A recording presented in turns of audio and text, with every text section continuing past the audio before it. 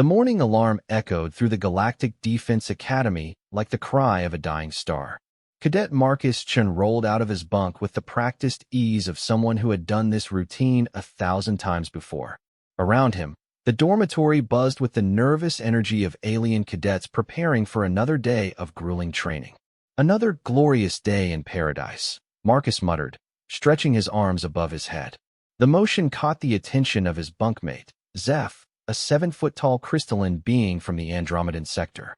Your species' capacity for sarcasm never ceases to amaze me, human Marcus, Zeph said, his voice creating harmonic frequencies that made the metal walls vibrate slightly.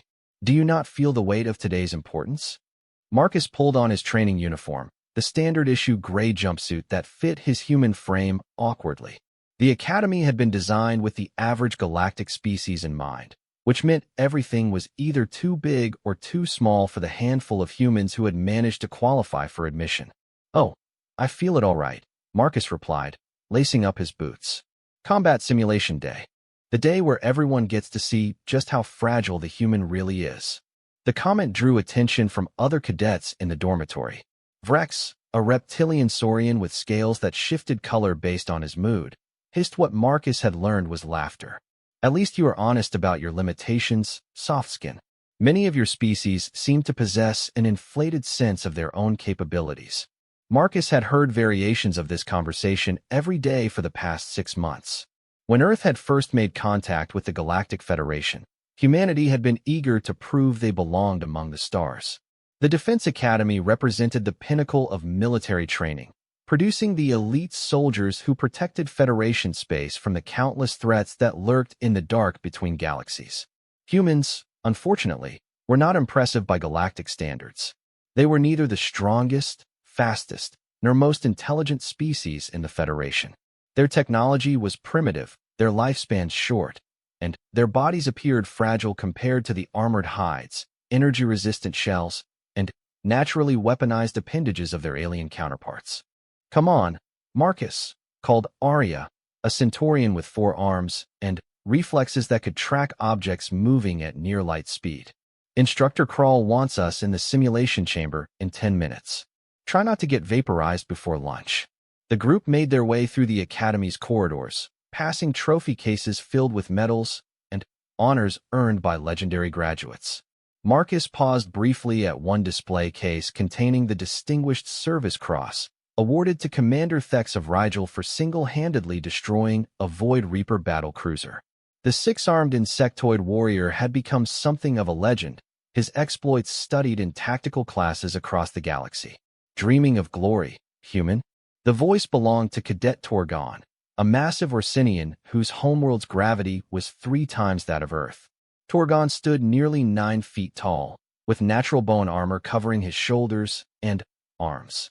His species had evolved as apex predators, and their military traditions stretched back thousands of years. Just appreciating the history, Marcus replied evenly. He had learned early in his academy tenure that rising to Torgon's bait only led to uncomfortable situations. The Orsinian seemed to take personal offense to humanity's inclusion in the academy, viewing them as a dilution of the institution's standards. History that your kind will never be part of, Torgon rumbled, his voice like grinding stone. The Federation made a mistake allowing primitives into this sacred institution. That's enough, Cadet Torgon. The sharp voice cut through the tension like a plasma blade. Instructor Kral approached the group, her cybernetic eye scanning each cadet with mechanical precision. The Valdarian had lost half her body in a border skirmish with raiders, and the replacement parts whirred softly as she moved. Today's simulation is Combat Scenario Omega-7, she announced, her remaining organic eye fixing on each cadet in turn. Urban warfare against Zephyrian shock troops. Each of you will face a squad of 12 enemy combatants armed with standard Federation weapons. Most exercises ran at 30 to 40% to prevent serious injury. The fact that they were being pushed harder meant the Academy was preparing them for deployment sooner than expected. The Zephyrian AI has been programmed with actual combat data from the siege of Kepler Station. Kral continued. These are not mindless training drones. They will use actual tactics, actual weapons, and actual lethality. Some of you may not complete this exercise conscious. The group filed into the simulation chamber, a massive spherical room lined with holographic projectors and kinetic force generators. When activated, the chamber could create environments so realistic that the brain couldn't distinguish them from reality. The pain was real, the exhaustion was real, and the psychological impact was definitely real. "Cadet Chun, you're first," Kral announced. Several cadets exchanged glances. The human always went first in combat simulations, partly because the instructors wanted to set the bar for minimum acceptable performance, and partly because watching him get eliminated quickly served as motivation for the others. Marcus stepped into the center of the chamber as the other cadets moved to the observation deck. Through the reinforced transparent aluminum, he could see them settling in to watch what would likely be a brief and one-sided engagement. Even Zeph, who was genuinely friendly, had a look of sympathetic resignation on his crystalline face. Simulation commencing in 3, 2, 1, initialize. The world exploded into color and sensation. Marcus found himself crouched behind a concrete barrier in what appeared to be a war-torn city. Buildings rose around him, their walls pockmarked with blast craters and beam weapon scorches. The air tasted of smoke and ozone, and the distant sound of weapons fire echoed between the structures. His equipment materialized around him: standard-issue Federation combat armor, a plasma rifle, 2 fusion grenades, and a personal shield generator. The armor felt heavy on his frame, designed for species with greater natural strength than humans possessed. The plasma rifle, while powerful, had a recoil that could dislocate a human shoulder if not properly braced. Marcus checked his weapon and took stock of his surroundings. The simulation had placed him in a defensive position at one end of a long street. Intelligence indicators on his heads-up display showed enemy contact approximately 200 meters ahead, moving through the buildings on either side of the street. Classic urban ambush positioning. He activated his shield generator and felt the familiar tingle as the energy field formed around him. The shield would absorb several direct hits from standard weapons before failing, but it wouldn't recharge during combat. Once it was gone, he was relying on armor and luck. The first contact came from his left. A window on the 3rd floor of a damaged apartment building erupted in plasma fire. Marcus dove right as the street where he had been standing turned to molten slag. His shield flared as secondary debris struck it, the power indicator dropping to 87%. 2 more positions opened fire almost immediately. The Zephyrians were coordinating their attack, trying to pin him in a crossfire while their remaining squad members moved to flanking positions. It was a sound tactical approach that would be lethal within minutes. Marcus sprinted toward the nearest building, his boots pounding against rubble-strewn pavement. A plasma bolt seared past his head close enough to singe his hair, and another struck his shield dead center. The impact sent him stumbling, but he kept moving. His shield was down to 63%. He reached the building's entrance just as the door exploded outward. A Zephyrian shock trooper, 7 feet of armored fury with energy weapons integrated into its arms, stepped through the smoking doorframe. The alien's 4 eyes focused on Marcus with predatory intensity. The human didn't hesitate. He brought his plasma rifle up and fired 3 quick shots center mass. The first shot struck the Zephyrian's chest armor and scattered into harmless light. The second shot found a gap near the shoulder joint, eliciting a screech of pain and anger. The third shot went wide as the alien's return fire forced Marcus to duck. The Zephyrians' integrated weapons fired bursts of coherent energy that turned chunks of concrete into superheated plasma. Marcus rolled left, came up firing, and put 2 more shots into the alien's torso. This time, both found their mark. The shock trooper staggered backward, its armor smoking, before collapsing. First contact eliminated, Marcus reported to himself, a habit he had developed to stay focused during high-stress situations. 11 remaining. The building's interior provided temporary cover, but Marcus knew the other Zephyrians would be moving to surround his position.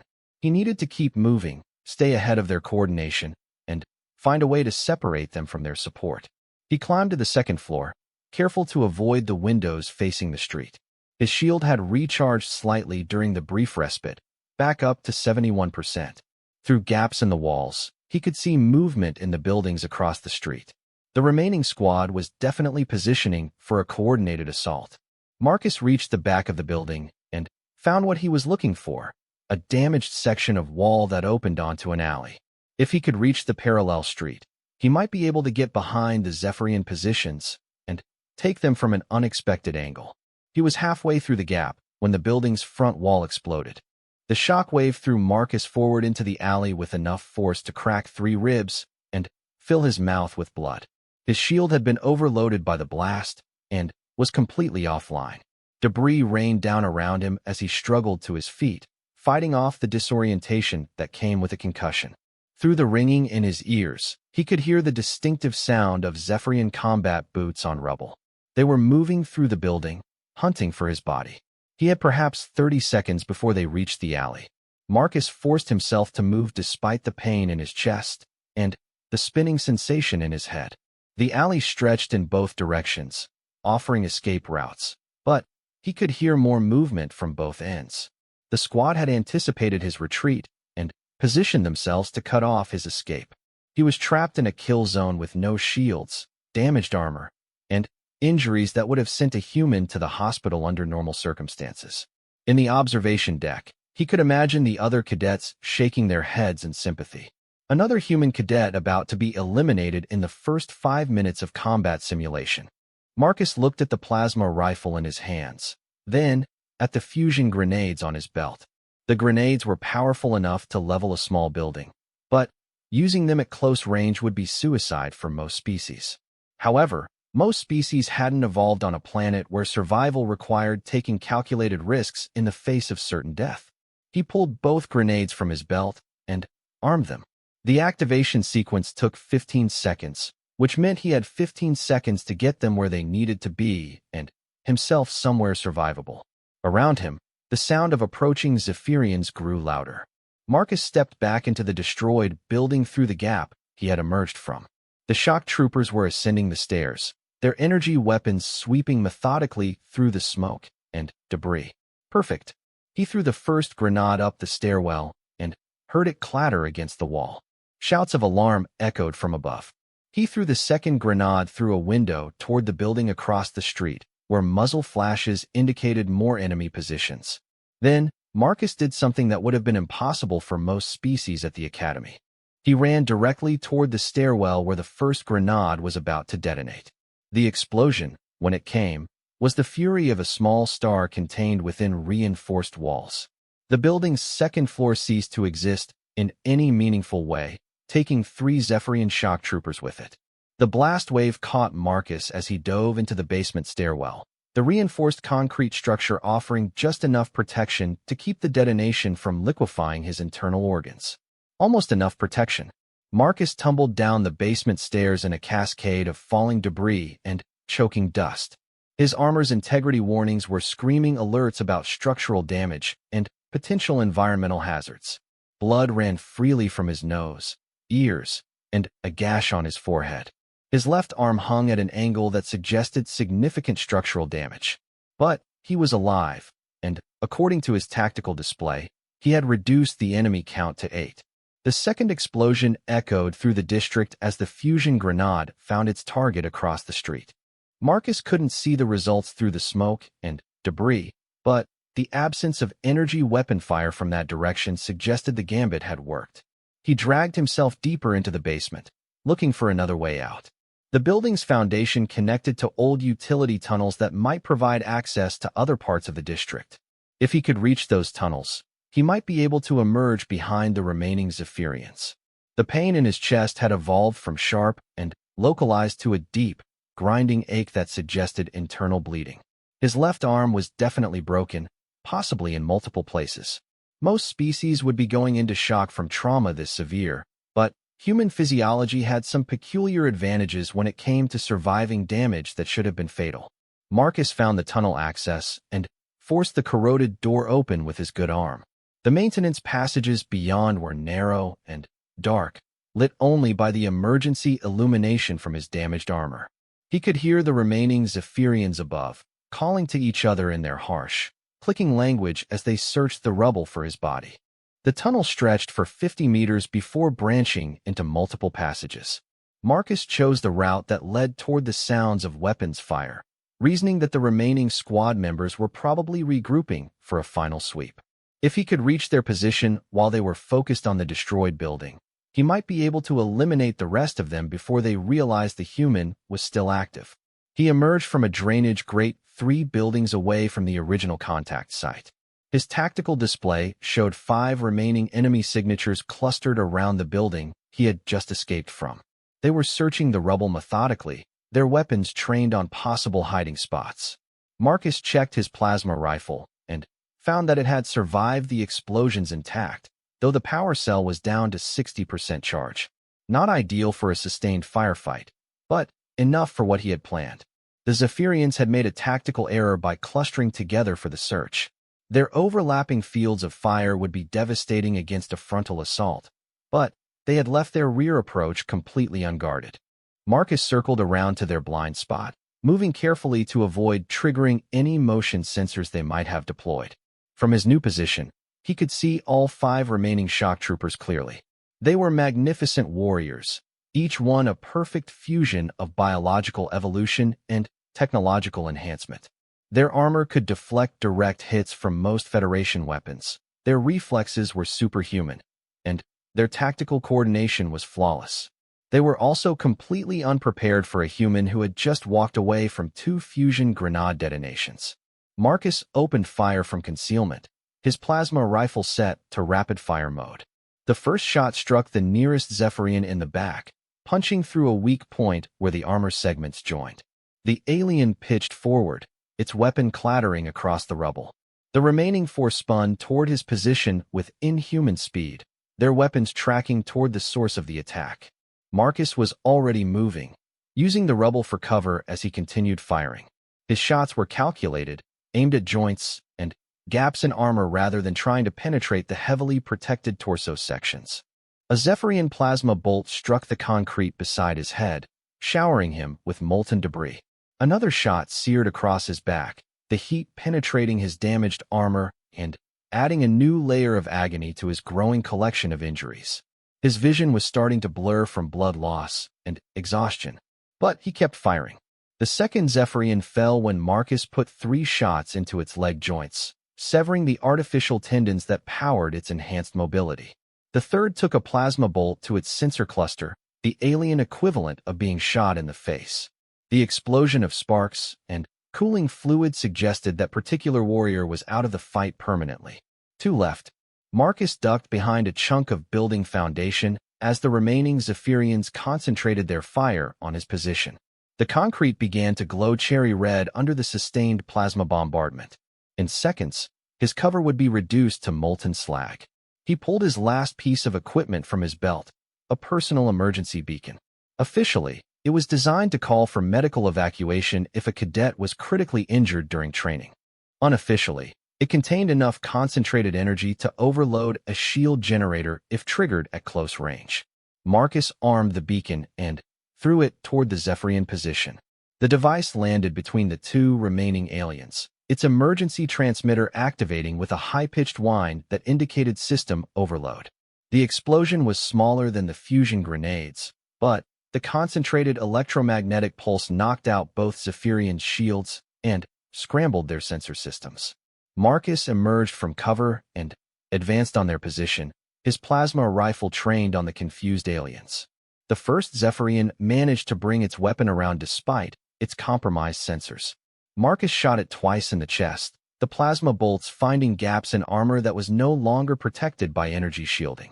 The second alien tried to charge his position, but tripped over rubble it couldn't see clearly, giving Marcus the opening he needed for a clean shot. Silence fell over the simulated battlefield. Marcus stood among the scattered bodies of 12 Zephyrian shock troopers, his armor smoking, his body broken in multiple places, but undeniably victorious. Blood continued to drip from various wounds, and his left arm hung useless at his side. Simulation complete, announced the chamber's AI. All enemy combatants eliminated. Cadet Shin, please report for medical evaluation. The artificial environment faded away, replaced by the stark metal walls of the simulation chamber. Marcus found himself standing in the center of the room, his body responding as if all the damage had been real, while his rational mind knew it had been an elaborate illusion created by neural stimulation and kinetic force feedback. The simulation's medical protocols immediately began treating his virtual injuries with therapeutic neural patterns designed to speed recovery from the psychological impact of simulated trauma. The pain began to fade, though phantom aches remained as reminders of what his body thought it had just endured. Through the observation deck windows, Marcus could see the other cadets staring at him in stunned silence. Even Instructor Krall's cybernetic eye seemed to be focused on him with something approaching disbelief. Torgon, the massive Orsinian who had questioned humanity's place at the Academy, was the first to speak. His voice carried none of its usual mockery. "How is that possible?" he rumbled, his bone-armored hands pressed against the observation window. "The human took direct hits from fusion grenades. No species can survive that level of trauma and continue fighting." Aria's four arms were gesticulating wildly as she turned to the others. "Did you see him use the emergency beacon as a weapon? I've never seen anyone think to overload it like that. And the way he moved through those tunnels with broken bones." Zeph's crystalline form was humming with harmonic frequencies that indicated deep confusion. The tactical assessment programs rated his survival probability at less than 3% after the first explosion. How did he continue to function with those injuries? Marcus exited the simulation chamber on unsteady legs, the residual effects of the neural stimulation making his movements clumsy. Instructor Krall approached him with her scanner already activated, checking for any lingering psychological trauma from the intense simulation. "Cadet Chun," she said, her voice carefully neutral, "please explain your tactical reasoning for using fusion grenades at close range." Marcus wiped phantom blood from his nose and tried to organize his thoughts. The Zephyrians had superior positioning and firepower. Conventional tactics would have resulted in elimination within minutes. The grenades provided an opportunity to disrupt their coordination and reduce their numerical advantage. At the cost of severe personal injury, Krall pointed out. "Acceptable losses given the strategic situation," Marcus replied. "The mission objective was to eliminate all enemy combatants. Personal survival was secondary to objective completion." The observation deck had fallen completely silent. Every cadet was now focused on the conversation, their alien faces displaying various expressions of amazement and concern. "And your decision to continue fighting after sustaining what should have been incapacitating injuries." Marcus looked up at the assembled cadets, then back at his instructor. "I wasn't incapacitated. Injured, yes, but still functional. The mission wasn't complete." Krall's organic eye narrowed. "Cadet Chun, the simulation registered multiple broken bones, significant internal bleeding, and trauma that would have rendered most species unconscious. How do you define functional?" "I could still move, still shoot, and still think tactically," Marcus said. "As long as those three capabilities remained intact, the mission could continue." From the observation deck, Torgon's voice boomed down to them. "That is impossible. No biological entity can maintain combat effectiveness with those injuries." Marcus looked up at the massive Orsinian and shrugged. "I guess humans are different." The simple statement hung in the air like a challenge to everything the other cadets thought they knew about galactic biology, warfare, and the limits of what was possible. In the silence that followed, Marcus could almost hear the sound of assumptions being reconsidered and prejudices being re-evaluated. Instructor Krall saved the results of Marcus's simulation to her personal files and made several notes that she didn't share with the class. When Earth had first applied for Federation membership, the initial assessment had labeled humans as physically unremarkable with limited military potential. Watching Cadet Chun walk away from what should have been certain death was making her reconsider those assessments. Perhaps there was more to humanity than anyone had realized. Perhaps the galaxy was about to learn something new about the species that called itself human. As the other cadets filed out of the observation deck to take their turns in the simulation chamber, many of them were casting sideways glances at Marcus with expressions he had never seen before. The mixture of respect, curiosity, and something that might have been fear was completely new in his experience at the Academy. For the first time since arriving at the Galactic Defense Academy, Marcus felt like he might actually belong among the stars. Word spread through the academy like wildfire through a dry forest. Within hours, every cadet, instructor, and administrative personnel knew about the human who had survived simulation Omega-7. The story grew with each telling, as stories do, but the basic facts remained consistent enough to be disturbing to those who thought they understood the limits of biological possibility. Marcus found himself the center of attention everywhere he went. Conversations stopped when he entered a room.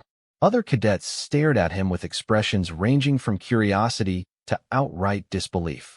Some approached him with questions about human physiology, while others seemed to avoid him entirely, as if proximity to something so impossible might somehow affect their own understanding of reality. The most persistent questioner was Dr. Valash, the Academy's chief medical officer. The Altarian physician had cornered Marcus in the medical bay for what was supposed to be a routine post-simulation checkup, but had evolved into an intensive examination of human biology. Your muscle density is within normal parameters for your species, Dr. Valash muttered, his 6 tentacles manipulating various scanning devices around Marcus's body. Bone structure is typical for a gravity-adapted bipedal organism. Neural pathways show standard electrical patterns. Yet somehow, your performance exceeded all biological modeling. Marcus sat patiently on the examination table, enduring the countless scans and samples. Maybe your models are incomplete. Document humans might have some characteristics that don't show up in standard biological analysis. Impossible, Valash declared, though his tone suggested he was no longer entirely certain. We have analyzed thousands of species across the galaxy. Biological limits are biological limits. Physics is physics. What you accomplished should have been categorically impossible. And yet here I am, Marcus pointed out. Dr. Valash's tentacles writhed in a pattern Marcus had learned indicated extreme frustration. Here you are indeed, completely unharmed by an experience that should have left you in critical condition. Your cellular structure shows no signs of the trauma that registered during the simulation. Your pain tolerance appears to be significantly higher than predicted. Your ability to maintain cognitive function under severe stress exceeds all known parameters. Marcus pulled his shirt back on as the examination concluded. Maybe you should run some tests on other humans. See if I'm an anomaly or if this is normal for my species. An excellent suggestion, Dr. Valash replied. I have already submitted a request to the Federation Medical Council for comprehensive human studies. However, with only 43 humans currently in Federation space, our sample size is unfortunately limited. The conversation was interrupted by an urgent chime from the medical bay's communication system. Dr. Valash activated the display to reveal the concerned face of Admiral Thos, the Academy's commandant. Dr. Valash, please report to my office immediately. Bring Cadet Chen with you. The Admiral's office overlooked the Academy's primary training complex through a massive transparent aluminum window. Ships of various Federation designs moved through the space above, conducting advanced maneuvers against the backdrop of the Centauri Nebula. It was a view designed to inspire cadets with visions of their future service among the stars. Admiral Thos was a Rigelian, member of a species known for their strategic thinking and calm demeanor. His 4 arms moved independently as he reviewed multiple data streams simultaneously, a biological advantage that made Rigelians excellent military commanders. When Marcus and Dr. Valash entered the office, 2 of those arms gestured toward chairs while the other 2 continued working. Cadet Chun, the Admiral said without looking up from his displays. You have created quite a stir among the faculty. Dr. Valash, your preliminary medical report raises some interesting questions about human capabilities. Sir, Dr. Valash began, the cadet's performance in simulation Omega-7 appears to contradict established biological principles. I would recommend extended testing to determine if this is a species-wide characteristic or an individual anomaly. Admiral Thos finally turned his attention to Marcus, all 4 eyes focusing with the intensity of a military leader who had commanded fleets in actual combat. Cadet Chen, do you believe your performance was exceptional by human standards? Marcus considered the question carefully. Sir, I don't think any human would consider surviving and completing the mission to be exceptional. Difficult, yes. Painful, certainly. But not impossible. Explain. Humans have a saying, sir. When the going gets tough, the tough get going. We've always been a species that survives by adapting to harsh conditions and refusing to give up when things look hopeless. What I did in the simulation felt natural. Admiral Thos exchanged a look with Dr. Valash that Marcus couldn't quite interpret. Cadet Shin, I am going to share some classified information with you. 3 days ago, Federation sensors detected a massive Devourer fleet massing near the Outer Rim. Intelligence suggests they are preparing for a major offensive against our colonies. Marcus felt his blood turn cold. The Devourers were the galaxy's nightmare, a species of mechanical entities that consumed entire worlds to fuel their expansion. They had been responsible for the destruction of dozens of civilizations and showed no interest in negotiation or coexistence. We are accelerating graduation schedules for all final-year cadets, the Admiral continued. However, your performance yesterday has made the Strategic Command very interested in human combat potential. They want to fast-track your species for immediate deployment. Sir, Marcus said carefully. With respect, there are only 43 humans in Federation space. We can't possibly make a significant difference in a major conflict. Perhaps not in terms of numbers, Admiral Thos agreed. But your demonstration suggests that humans might have tactical value that extends beyond simple numerical strength. The question is whether what you accomplished is reproducible by other members of your species. Dr. Valash leaned forward in his chair.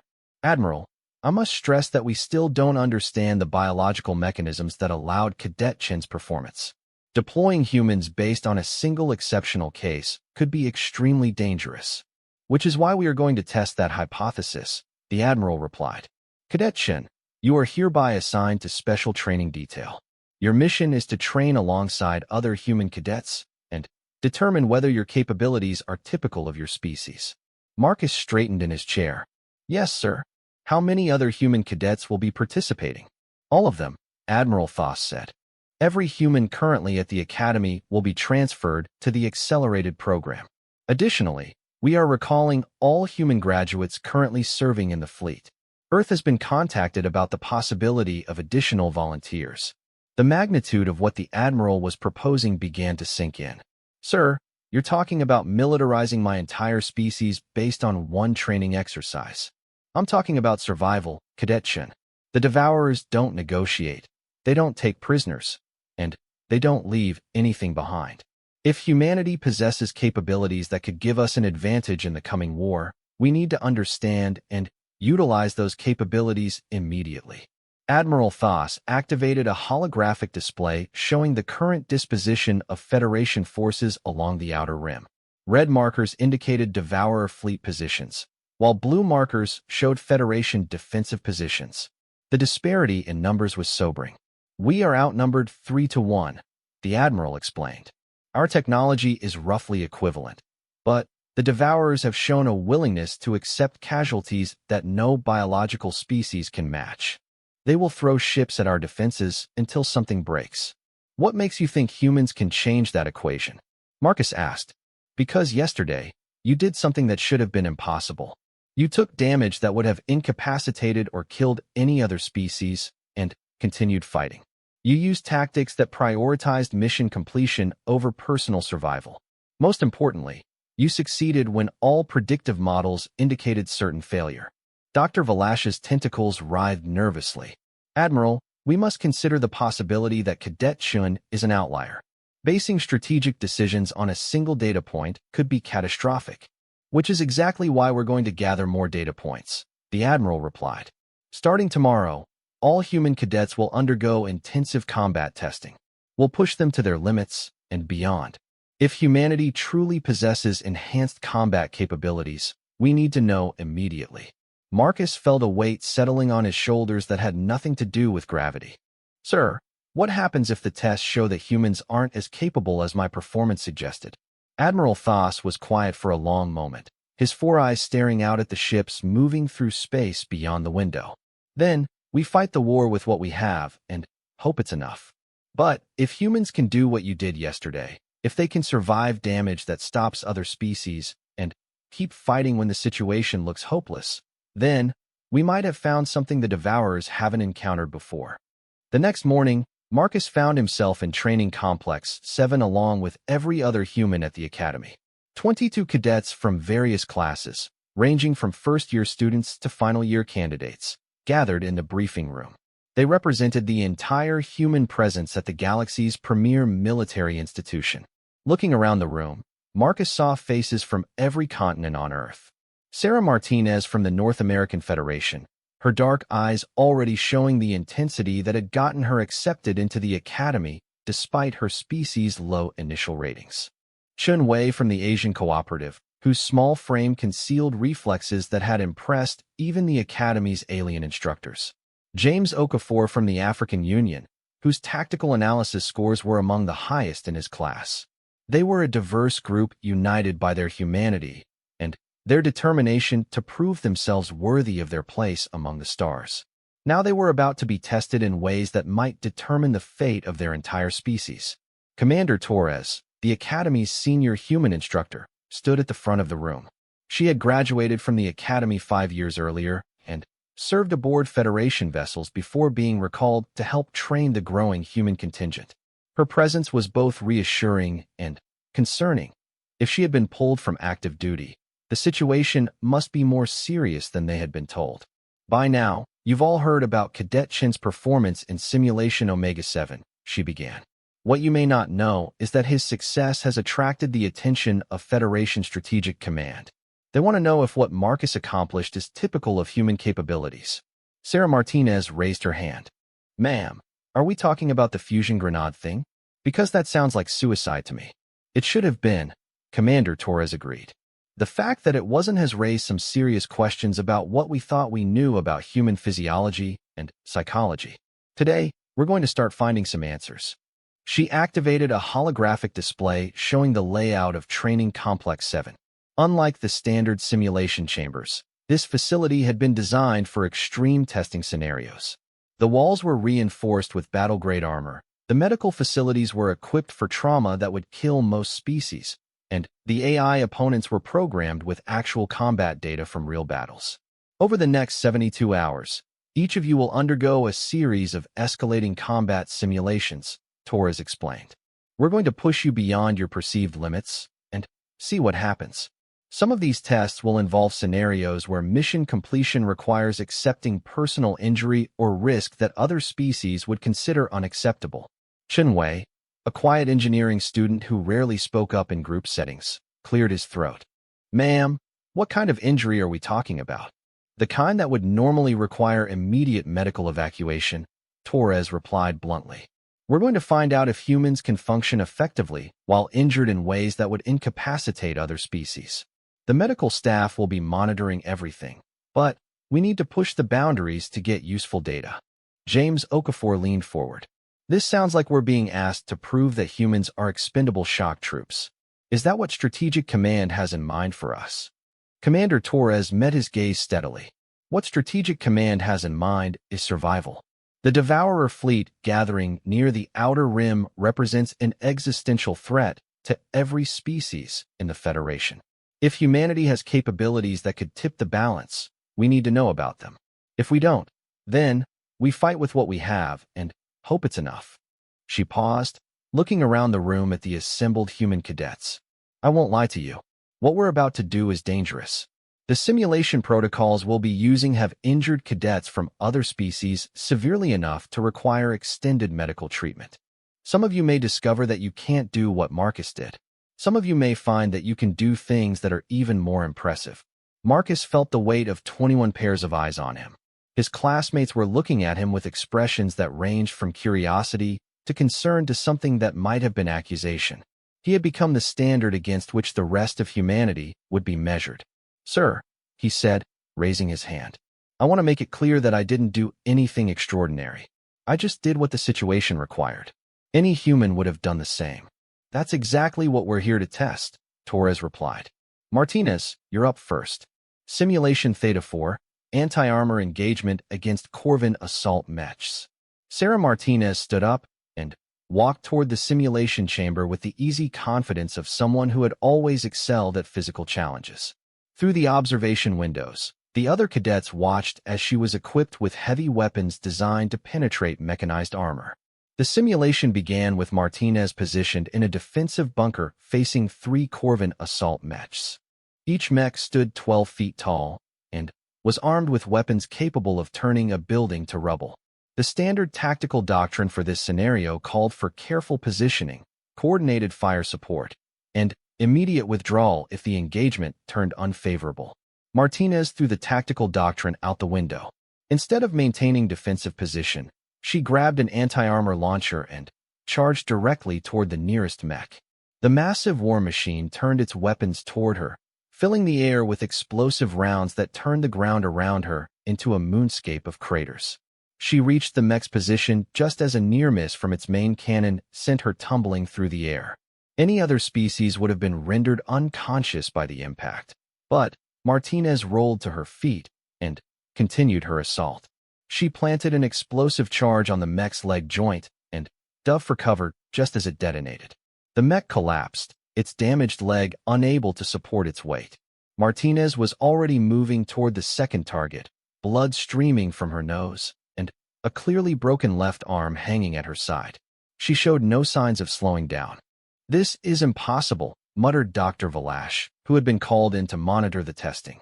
"She has sustained significant trauma and should be going into shock." "She's not slowing down," observed Chenwei. "Look at her tactical awareness. She's using the damaged mech as cover while engaging the second target." The second mech fell to a combination of explosive charges and concentrated fire from Martinez's heavy weapons. The third attempted to retreat, but she pursued it relentlessly, eventually bringing it down with a direct hit from her anti-armor launcher. When the simulation ended, Martinez stood among the wreckage of 3 Corvin assault mechs, her body battered and broken but her mission complete. She walked out of the simulation chamber under her own power, declining medical assistance despite obvious injuries. "How do you feel?"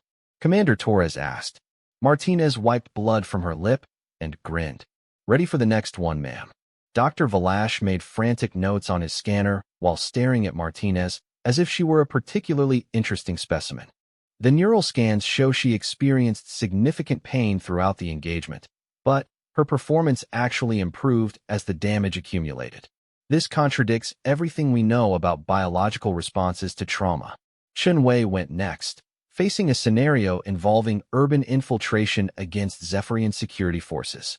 Like Marcus and Martinez before him, he encountered situations where mission success required accepting damage that should have been incapacitating. Like them, he completed his objectives. James Okafor faced a deep space boarding action against Devourer constructs. Despite taking hits from energy weapons that left him severely burned and barely conscious, he managed to place explosive charges that destroyed the enemy vessel. One by one, the human cadets entered the simulation chambers and emerged having accomplished things that the Academy's computers classified as impossible. Some performed better than others, some sustained more damage, but every single human completed their assigned mission despite injuries that would have eliminated cadets from other species. By the end of the first day, Dr. Valash had filled 3 data tablets with medical readings and observations that contradicted most of what the Federation thought it knew about biological limits. Commander Torres had filed reports that would reach Admiral Thos within the hour and Strategic Command before the day was over. Marcus found himself in the medical bay that evening, not because he was injured, but because he wanted to check on his fellow cadets. Martinez was having her arm set in a regeneration cast, Chenwei was being treated for plasma burns, and Okafor was unconscious in a healing tank recovering from severe radiation exposure. "This is insane," Marcus said to Dr. Valash. "We're putting people in the hospital for training exercises." "That's exactly the point," Valash replied, his tentacles dancing over medical equipment as he monitored the unconscious Okafor.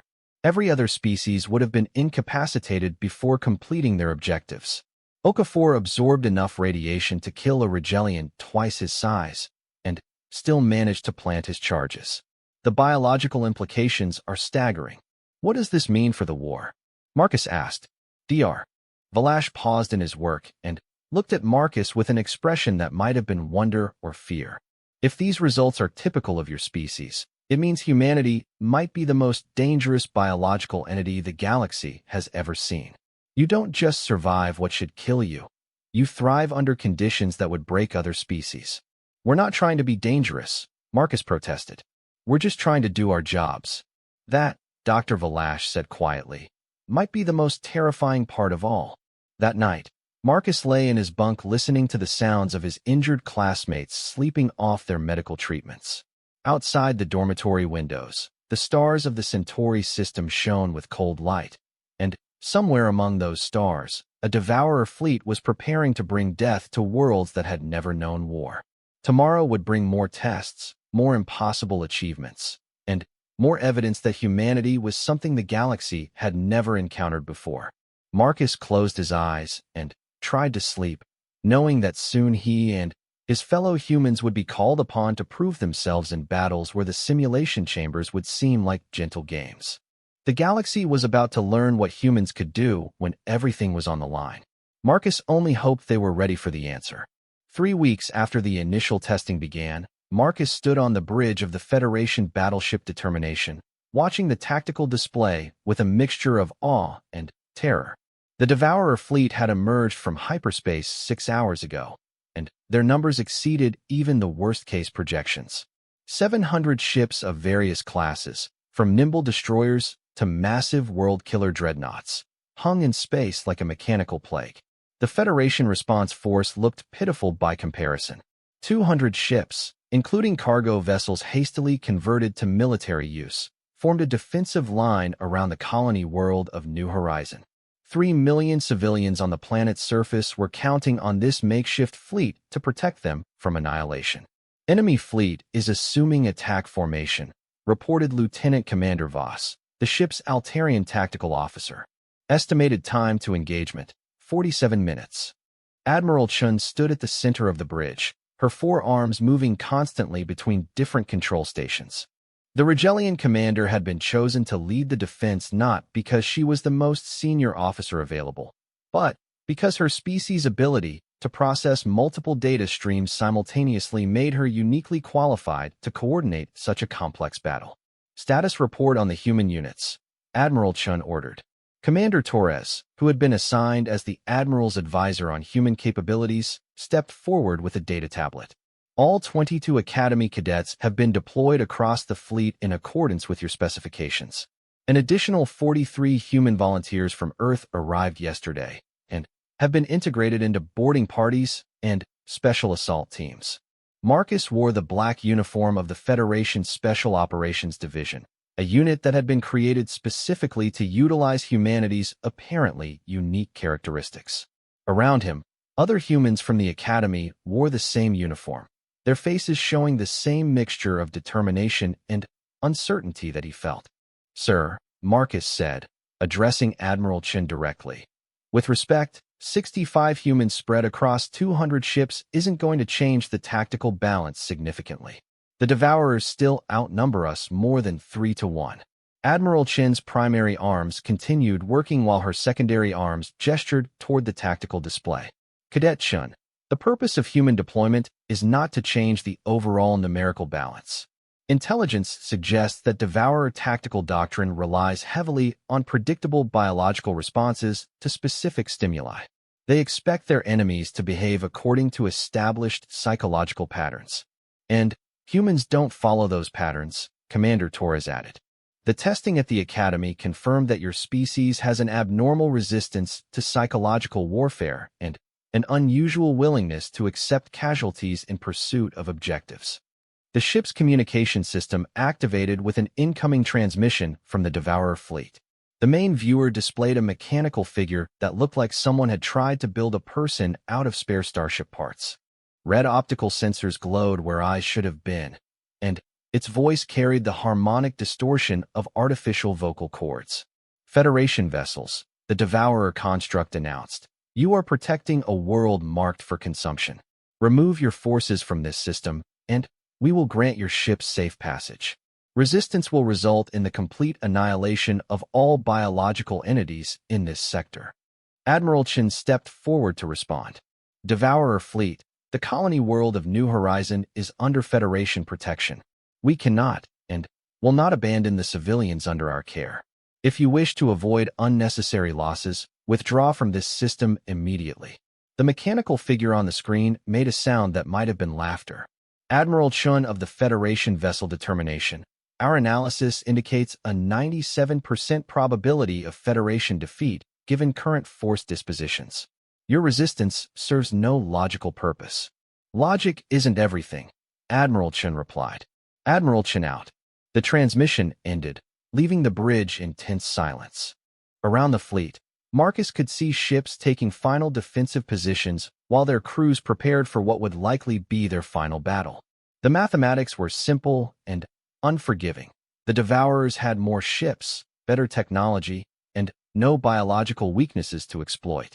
Admiral, called the sensor officer. The Devourer fleet is beginning their approach. Estimated time to weapons range, 35 minutes. Admiral Chun turned to Commander Torres. Initiate Protocol Omega.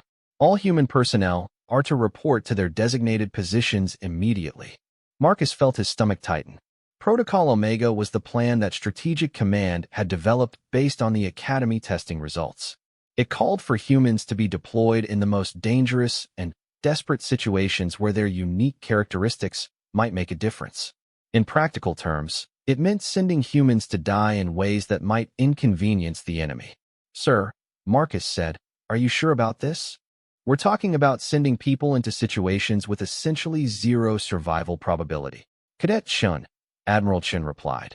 3 weeks of testing have demonstrated that humans define zero survival probability differently than other species. What we're asking you to do should be impossible. The fact that you might actually be able to do it is the only advantage we have. The Determination shuddered as its engines came to full power. Around the fleet, other ships were accelerating toward intercept courses that would bring them into direct contact with superior enemy forces. It was a plan born of desperation and mathematical impossibility. Marcus made his way to the ship's docking bay where 12 other humans were preparing for what the official orders described as a high-risk boarding operation.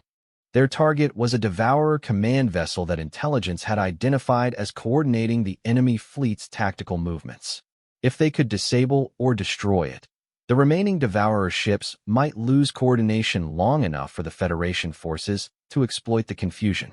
The plan required a small assault shuttle to penetrate the enemy fleet's defensive screen, survive concentrated fire from multiple capital ships, dock with a heavily defended target, and deliver a boarding party that could fight their way to the command vessel's control center. Previous analysis had rated the mission's success probability at less than 2%. Doesn't look good on paper, observed Sarah Martinez as she checked her weapons for the third time. Her broken arm had healed completely during the 3 weeks of training, and she had consistently performed above expectations in every subsequent test. None of our missions look good on paper, replied James Okafor, securing his equipment harness. That's kind of the point. Chunwei looked up from the demolition charges he was preparing. Has anyone else noticed that we're basically being asked to be suicide troops? Because that's what this sounds like to me. We're being asked to do what other species can't, Marcus replied, though he wasn't entirely sure he believed his own words. The question is whether we can actually pull it off or whether Strategic Command is just desperate enough to try anything. The docking bay's communication system activated with the voice of Lieutenant Commander Hayes, the human pilot who would be flying their assault shuttle through what was essentially a wall of enemy fire. Boarding team, we launch in 5 minutes. Final equipment check and prepare for acceleration. Marcus looked around at his teammates and saw expressions that ranged from determination to fear to something that might have been excitement.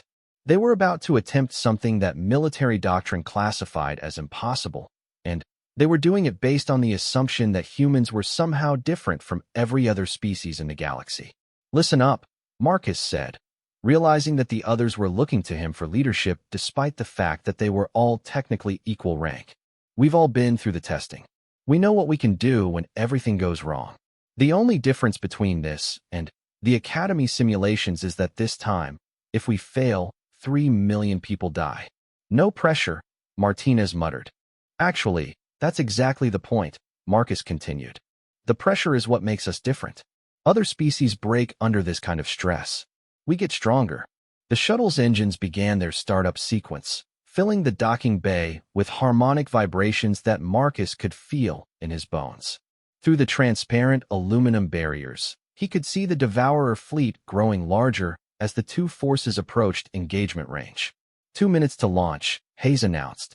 Strap in and try not to lose your lunch when we hit the acceleration. The boarding team secured themselves in the assault shuttle's passenger compartment as the final launch preparations were completed. Marcus found himself next to Martinez, who was staring out a small porthole at the approaching enemy fleet. You ever think about what happens if we're wrong? She asked quietly. What if humans aren't as special as everyone thinks? What if we're just setting ourselves up to die for nothing? Then, we die trying, Marcus replied. But I've seen what we can do. I've seen you take damage that should have killed you and keep fighting. I've seen Shin infiltrate positions that should have been impossible to penetrate. I've seen Okafor complete missions that the computers said couldn't be done. Martinez nodded slowly. The thing that scares me isn't dying. It's the idea that maybe we really are as dangerous as Dr. Valash thinks. What happens to us as a species if survival requires becoming something monstrous? Before Marcus could answer, the shuttle's launch catapult engaged with a force that drove them back into their seats despite the inertial dampeners. Through the porthole, the determination fell away rapidly as they accelerated toward the enemy fleet at velocities that would have liquefied unprotected human beings. Entering enemy fire zone in 30 seconds, Hayes called back from the cockpit. Everyone hold on to something solid. The first Devourer weapons found their range 10 seconds early. Plasma bolts and particle beams filled the space around the tiny shuttle as automated defensive systems tried to swat them from the sky. Hayes threw the craft into a series of evasive maneuvers that would have been impossible without computer assistance, and barely possible even with it.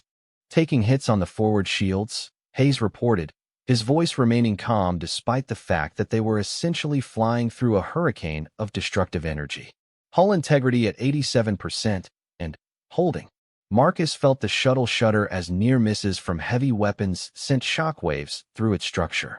Warning lights flickered on and off as various systems registered damage from the intense electromagnetic fields surrounding the larger weapons bursts.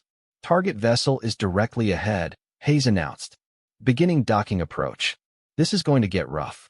The Devourer command ship loomed ahead of them like a mechanical mountain, its hull bristling with weapons emplacements and defensive systems. As they approached, point defense turrets swiveled to track their movement, filling the space around them with defensive fire designed to prevent exactly what they were attempting. Docking clamps engaged. Hayes called out as the shuttle made contact with the enemy vessel's hull. You're clear to proceed. Try not to get killed in there. The boarding team activated their personal environmental suits and prepared to cut through the command ship's outer hull. The plan called for them to penetrate the ship's defensive barriers, fight their way to the control center, and plant demolition charges that would cripple the vessel's ability to coordinate the Devourer fleet. In practice, it meant 13 humans against a ship containing thousands of mechanical warriors designed specifically for close-quarters combat. Marcus activated his plasma cutter and began working on the hull plating while the others provided security. The Devourers would know they were there within minutes, and the response would be swift and overwhelming. Hull breach in 30 seconds, Marcus announced. Everyone ready? The response was a series of confirmations that carried undertones of nervousness and determination in equal measure. They were about to enter an environment where they would be outnumbered by factors that made rational tactical analysis meaningless. Breach complete. Marcus called out as the section of hull plating fell away into the ship's interior. Beyond was a corridor lined with mechanical conduits and automated defensive systems that were already activating in response to the intrusion. The first Devourer constructs appeared at the far end of the corridor before the boarding team had even finished entering the ship. They were smaller than the massive forms the Federation fleet was engaging in space, but they moved with mechanical precision and showed no hesitation in advancing directly into defensive fire. Contact front, Martinez called out, her plasma rifle already tracking targets. Multiple hostiles advancing down the main corridor. The humans spread out and took cover behind available barriers as the Devourer constructs opened fire with integrated energy weapons. The narrow corridor filled with plasma bolts and particle beams that turned the walls cherry red with accumulated heat. Marcus felt a familiar sensation as the tactical situation deteriorated rapidly. The Devourers had superior numbers, superior positioning, and superior firepower. By any reasonable analysis, the boarding team should have been eliminated within minutes. Instead, he felt the same calm focus that had carried him through the Academy simulations. The fear was still there, but it was contained within a larger framework of determination that seemed to grow stronger as the situation became more desperate. Chun, Okafor, flank left through that maintenance passage, Marcus ordered, his voice carrying clearly over the sound of weapons fire. Martinez, Torres, give them covering fire.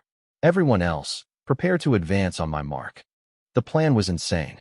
Advancing down a corridor filled with enemy fire went against every tactical principle taught at the Academy. But Marcus had learned something during the weeks of testing. Sometimes the insane approach was the only one that worked. Advance, he called out, and the humans moved forward into the storm of defensive fire. What happened next would be studied by military tacticians across the galaxy for decades to come. Instead of being pinned down by superior firepower, the boarding team carved through the Devourer defenses like a blade through paper. They took hits that should have been incapacitating, absorbed damage that should have been fatal, and continued advancing when any rational assessment said they should have been eliminated. Martinez took a direct hit from a particle beam that melted through her armor and left burns across her entire left side. She responded by charging the firing position and eliminating 3 constructs with her backup weapon. Okafor was caught in an explosion that should have liquefied his internal organs, but emerged from the smoke and debris to continue his advance. Chun infiltrated positions that should have been impregnable and struck from directions that should have been impossible. By the time they reached the command ship's control center, 12 of the 13 boarding team members were still functional despite having sustained injuries that would have required immediate medical evacuation for any other species. The 13th member, a volunteer from Earth named Rodriguez, had been killed instantly by a direct hit from a heavy plasma cannon, proving that humans were not actually invulnerable. But the fact that 12 of them had survived what should have been a total massacre was sending shockwaves through both fleets as the engagement continued around them. Demolition charges set, Chin reported as he armed the explosives that would cripple the command vessel. Detonation in 3 minutes. All teams, prepare for emergency extraction, Marcus called into his communicator. Hayes, we need pickup in 90 seconds. On my way, the pilot's voice crackled back. Fair warning, the space between you and me is pretty crowded with people who want to kill us. The journey back to the shuttle was a running battle through corridors that had filled with Devourer reinforcements. The constructs seemed confused by opponents who continued fighting despite obviously severe injuries. Their tactical programming was designed to exploit biological limitations that the humans simply didn't seem to possess. Hayes had somehow managed to keep the assault shuttle intact despite sustained fire from the command ship's defensive systems. As the boarding team reached the docking point, he was already sealing the airlocks and preparing for the most dangerous part of the mission, getting back to Federation lines while the Devourer fleet concentrated their fire on the tiny vessel. Charges detonate in 60 seconds, Chin announced as the shuttle separated from the command ship. Recommend maximum acceleration away from target. Hayes threw the shuttle into evasive maneuvers that pushed the inertial dampeners beyond their design limits. Around them, the Devourer fleet was beginning to realize what had happened to their command vessel. But it was too late to prevent the inevitable. The explosion, when it came, was visible from across the battlefield. The command ship's destruction sent cascading system failures through the Devourer fleet's tactical network. Individual ships began operating independently, their coordinated attack formations dissolving into chaos.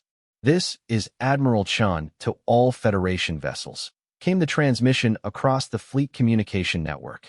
The enemy command structure has been disrupted. All ships, advance, and engage targets of opportunity.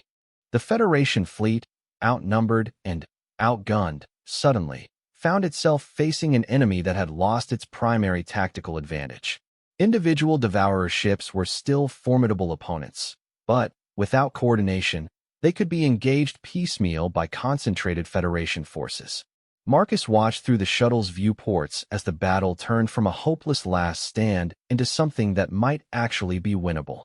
Federation ships that had been preparing to die gloriously were suddenly advancing against confused enemies who were struggling to adapt to their commander's destruction. "Well," Martinez said, wincing as she tried to find a comfortable position for her burned side, "I guess we showed them what humans can do."